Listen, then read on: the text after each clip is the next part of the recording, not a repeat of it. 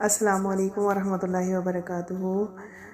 الحمدللہ آج ہم پارہ نمبر 3 پہ پہنچ گئے ہیں۔ اللہ سبحانہ و تعالی ہمیں ثابت قدم رکھے اور ہم قرآن پاک کو اسی طرح سیکھتے جائیں، آمین۔ اعوذ باللہ من الشیطان الرجیم، بسم اللہ الرحمن الرحیم۔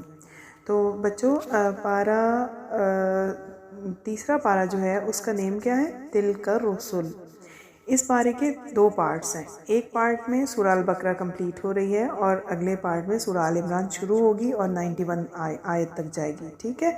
تو سورہ البقرہ 253 سے ہم یہاں سے دیکھیں گے انشاءاللہ۔ اللہ سبحانہ و تعالیٰ اس میں فرماتے ہیں، ہم دیکھیں گے کہ ہم اس پورے پارے میں ہم کیا کیا ٹاپکس پڑھنے والے ہیں انشاءاللہ۔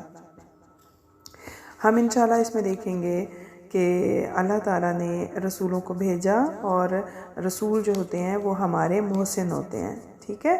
رسول جو ہوتے ہیں وہ اللہ سبحانہ و تعالیٰ نے ان میں سے کسی کو کسی کے اوپر فضیلت دی ہے، یعنی اللہ تعالیٰ نے کسی کو کوئی معجزے دیے، کسی کو دوسرے معجزے دیے۔ حضرت موسیٰ علیہ السلام کو اللہ تعالیٰ ان سے کلام کر سکتے تھے، دوسرے جو نبی ہوتے تھے کوئی اور، جیسے حضرت عیسیٰ علیہ السلام، ان کو اللہ تعالیٰ نے بہت ساری اور کوالٹیز دے دی۔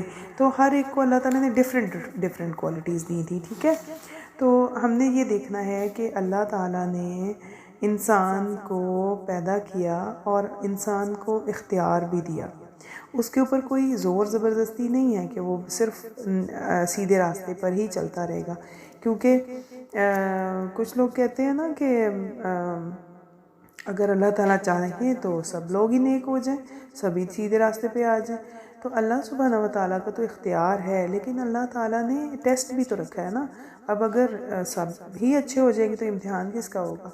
اصل میں اللہ تعالیٰ نے تمام انسانوں کو اختیار دے دیا، یعنی اب وہ خود چوز کریں گے کہ رائٹ پر جانا ہے، رائٹ ہونا ہے یا رانگ ہونا ہے، ہم نے اچھا کام کرنا ہے یا برا کام کرنا ہے، نیکی کرنی ہے یا بدی کرنی ہے۔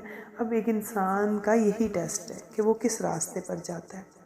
اور اللہ سبحانہ وتعالیٰ نے فرمایا آگے کہ ایک دن آئے گا کہ آپ کو آپ کے اعمال کا بدلہ دیا جائے گا، جو بھی آپ کرتے ہیں نا اس کا بدلہ دیا جائے گا، اور اس دن کسی کی بھی سفارش کام نہیں آئے گی، کسی سے بھی کوئی ایسا نہیں ہوگا کہ کوئی پیسے دے کے کہے کہ میری جان چھوٹ جائے، مجھے کوئی سزا نہ ملے، تو ایسا نہیں ہوگا۔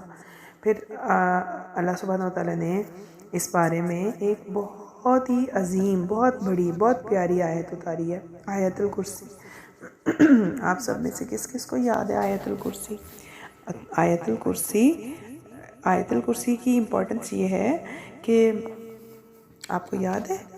جی الحمدللہ، اللہ لا الہ الا هو الحی القیوم۔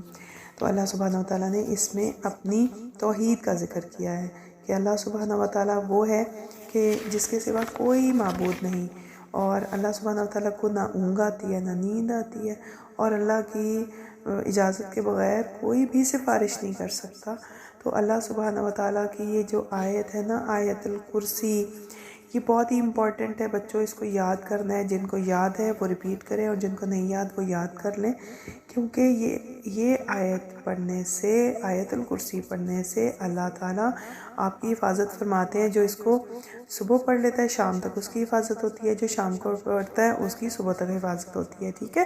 اور آیت الکرسی اگر ہم فرض نماز کے بعد پڑھیں نا تو اللہ سبحانہ وتعالیٰ ہمیں جنت میں بھیج دیں گے۔ اور آیت الکرسی جب پڑھی جاتی ہے وہاں پہ چور نہیں آتے، تو آپ نے آیت الکرسی پڑھنی ہے نا انشاءاللہ تعالیٰ۔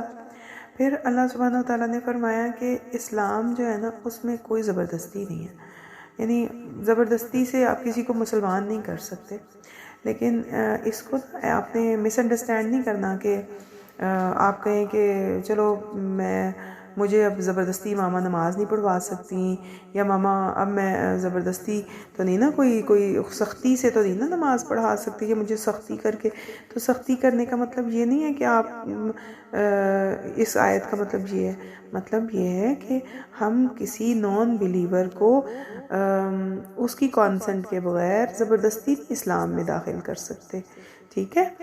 لیکن جب جو مسلمان ہو جاتا ہے وہ اسلام کے تمام رولز کو اوبے کرتا ہے، ٹھیک ہے، سمجھ آ گئی نا آپ کو اس بات کی؟ یہ بہت ہی پیاری سی بات ہے، اس کو سمجھنا ہے آپ نے کہ جب مسلمان ہو جاتے ہیں، جیسے کہ آپ مسلمان ہیں نا الحمدللہ، تو مسلمان جو ہوتے ہیں نا وہ اللہ سبحانہ و تعالیٰ کی طرف سے جو دین اسلام دیا گیا ہے اس کے تمام پلرز کو، تمام ارکان کو پورا کرتے ہیں۔ کیسے؟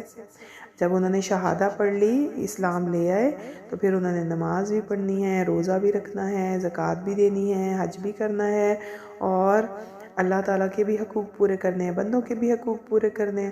اللہ سبحانہ و تعالیٰ نے اسلام لانے سے پہلے کا کہا ہے کہ کوئی بھی کسی کو زبردستی نہیں کر سکتا، ٹھیک ہے؟ پھر اتنا خوبصورت واقعہ، ایک ڈائیلاگ ہے، جیسے آپ مکالمہ کہتے ہیں نا اردو میں، تو ایک ڈائیلاگ ہے ایک بادشاہ اور حضرت ابراہیم علیہ السلام کے درمیان۔ آپ جانتے ہیں نا حضرت ابراہیم علیہ السلام کو کہ وہ اللہ کے خلیل، اللہ کے بیسٹ فرینڈ تھے، اور بہت ہی بریو بوائے تھے، جنہوں نے بتوں کی پوجا کرنا قبول نہیں کیا، انہوں نے بت توڑ دیے تھے، اور اللہ سبحانہ وتعالیٰ جو کہتے وہ کر لیتے تھے، جو حکم دیتے وہ مانتے، فوراً سرنڈر کر دیتے، فوراً اپنے آپ کو سبمٹ کر دیتے۔ اور انہوں نے اللہ تعالیٰ قرآن میں فرماتے ہیں کہ ابراہیم نے اپنا چہرہ رب کی طرف کر دیا تھا، وہ اللہ تعالیٰ کے فرما بردار ہو گئے تھے۔ تو ہم جب نماز میں اللہ کی طرف چہرہ کرتے ہیں تو ہم اوبیڈینٹ ہو کے کھڑے ہوئے ہوتے ہیں نا، جیسے جیسے نماز سکھائی گئی ہے ہم ویسے ہی پڑھتے ہیں، رکوع کرتے ہیں، سجدہ کرتے ہیں، تو اللہ کا اوبیڈینٹ بننا ہے، ٹھیک ہے بچوں؟ تو ہم واقعہ دیکھیں گے کہ ایک ظالم بادشاہ تھا نمرود، ٹھیک ہے؟ تو حضرت ابراہیم علیہ السلام کو وہ کہتا تھا کہ وہ بھی جو ہیں وہ شرک کریں جیسے وہاں کے لوگ شرک کرتے تھے۔ تو انہوں نے، حضرت ابراہیم علیہ السلام نے بہت وہ انٹیلیجنٹ تھے، وائز تھے، انہوں نے کہا کہ نہیں، میں تو اللہ کے علاوہ، یعنی میرا جو رب ہے وہی پیدا کرتا ہے، وہی مارتا ہے، اور وہی زندگی دیتا ہے، وہی موت دیتا ہے، تو میں کسی اور کی کیسے عبادت کر سکتا ہوں؟ میں تو ایک اللہ کی عبادت کرتا ہوں۔ تو نمرود کے کہنے پر بھی نا، اور باقی جو وہاں کے لوگ تھے اور اپنے فادر، ان کے کہنے پر بھی حضرت ابراہیم علیہ السلام نے شرک نہیں کیا تھا۔ تو وہ فرماتے تھے کہ میرا رب اللہ تعالیٰ ہے جس کے اختیار میں موت اور زندگی ہے۔ تو نمرود نے کہا کہ یہ میرا اختیار ہے، میں جسے چاہوں سزائے موت دے دوں، جسے چاہوں میں چھوڑ دوں، بری کر دوں، یعنی زندگی اس کو مل جائے گی۔ حضرت ابراہیم علیہ السلام نے ایک بات کہی کہ میرا رب تو سورج کو مشرق سے نکالتا ہے، تم ایسا کرو مغرب سے نکال کے دکھا دو۔ اب اس بات کو سن کر نمرود جو تھا وہ بالکل حیران رہ گیا۔ اللہ سبحانہ و تعالیٰ نے اتنا وزڈم دیا ہوا تھا کہ آپ نے ظالم بادشاہ کے سامنے بھی یہ بات کی۔ اور پھر نیکسٹ ایک اور بہت پیارا واقعہ ہے کہ جس میں یہ یقین آ جاتا ہے کہ اللہ سبحانہ و تعالیٰ مردوں کو زندہ کر سکتے ہیں۔ یہ بات ہے نا، یہ غیب ہے نا، ہمیں ابھی نہیں پتا کہ اللہ تعالیٰ کیسے کریں گے۔ تو ایک آدمی جس کے بارے میں یہ کہا گیا ہے، ان کا نیم نا کچھ اسکالرز کہتے ہیں کہ حضرت عزیر نام تھا ان کا، ٹھیک ہے؟ حضرت عزیر علیہ السلام۔ تو حضرت عزیر علیہ السلام کو پتہ ہے کون لوگ مانتے ہیں؟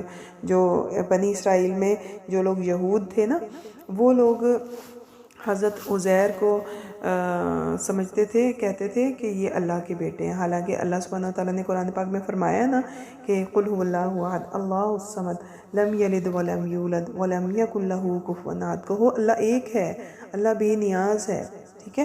نہ اللہ تعالیٰ کسی کے، نہ اللہ تعالیٰ کا کوئی بیٹا ہے، نہ اللہ کسی کے باپ ہے۔ تو اس لیے کبھی بھی اللہ سبحانہ و تعالیٰ کے ساتھ کسی کو شریک نہیں ٹھہرانا، نہ اللہ تعالیٰ کا کوئی بیٹا ہے، نہ اللہ تعالیٰ نے کوئی اولاد بنائی ہوئی ہے۔ تو یہ لوگ بہت ظلم کرتے ہیں، یہ شرک کرتے ہیں، اللہ تعالیٰ پر جھوٹ باندھتے ہیں، تو ہم نے ان کی باتوں میں نہیں آنا۔ تو میں آپ کو حضرت عزیر کا واقعہ بتا رہی تھی کہ جب وہ بیت المقدس سے گزرے نا، تو وہاں انہوں نے دیکھا کہ یہاں پہ تو ہر طرف لاشیں ہی لاشیں ہیں، سب لوگ مر گئے ہیں، اور وہاں پر شاید کوئی جنگ ہوئی تھی، ہے نا؟ تو وہاں پہ جب وہ سارا علاقہ ویران ہو گیا نا، تو انہوں نے سوچا اور کہا کہ اللہ تعالیٰ یہ اس بستی کو دوبارہ کیسے آباد کریں گے، کیسے زندہ ہوں گے یہ لوگ؟ تو اللہ تعالیٰ نے انہیں 100 سال تک سلا دیا۔ ان کے ساتھ کھانا بھی تھا اور ان کا گدھا بھی تھا جس کے اوپر وہ بیٹھ کے سفر کر رہے تھے۔ تو گدھا مر چکا ہوا تھا اور انہوں نے حضرت عزیر کو بھی سلا دیا اللہ تعالیٰ نے، اور پھر کیا ہوا کہ جو کھانا تھا وہ بھی پڑا رہا۔ جب 100 سال کے بعد ان کو جگایا تو کھانا بالکل تازہ تھا لیکن گدھا مرا ہوا تھا۔